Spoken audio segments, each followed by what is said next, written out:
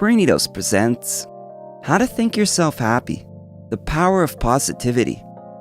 So, you want to be happier, but all the self-help books and articles, motivational speakers, and life coaches in the world can't seem to help you.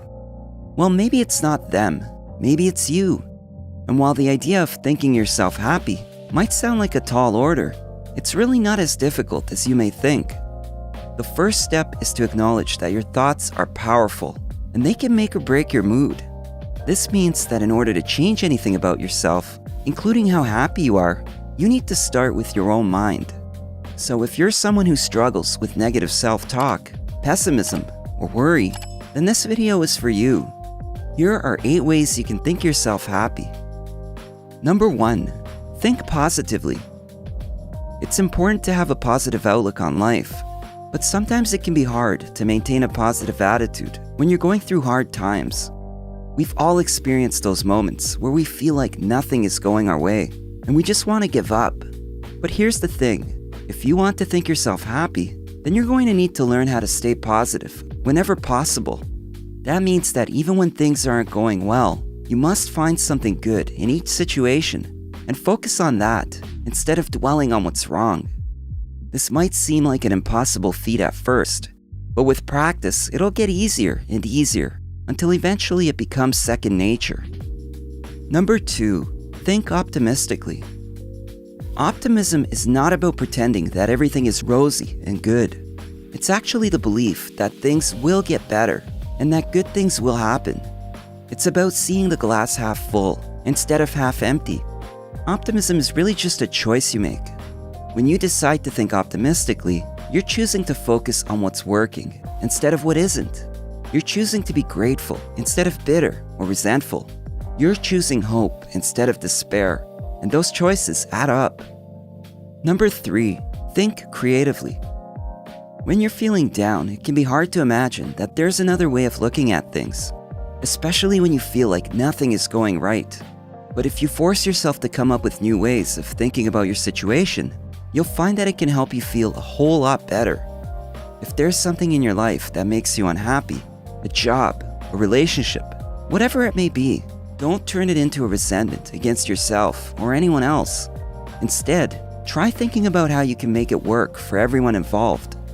When you think creatively, you're not just thinking of new or different ideas, you're also reimagining the way that you approach your problems. And when you see things in new ways, you also find solutions that weren't apparent before. Number 4, think purposefully.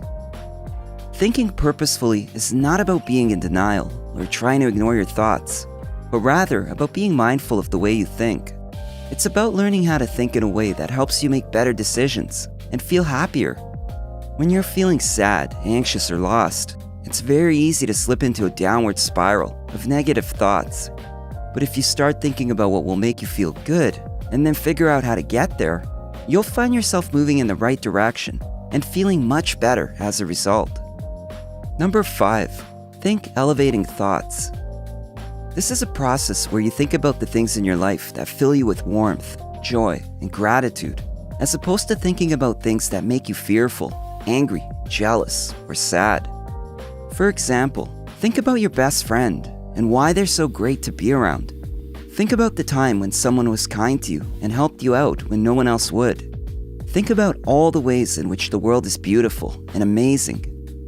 When you focus on these positive aspects of your life, you feel better, not only because you're appreciating all the good that you have, but also because you're training your brain to look for these things, instead of automatically looking for problems and challenges.